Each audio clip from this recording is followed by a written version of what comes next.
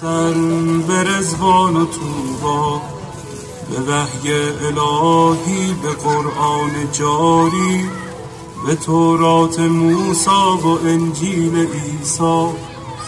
بسی پادشاهی کنم در گدایی، چو باشم گدای گدایان زهرا.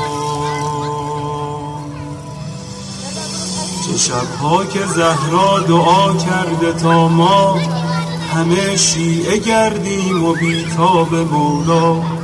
غلامی این خانواده دلیل و مراد خدا بوده از خلقت ما. مسیرت مشخص، امیرت مشخص، مکن دل ای دل بزن دل به دریا. که دنیا به خسران عقبی نیرزد، به دوری ز اولاد زهرا نیرزد.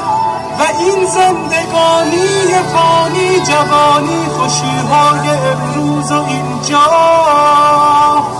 به افسوس بسیار فردا نیرزد.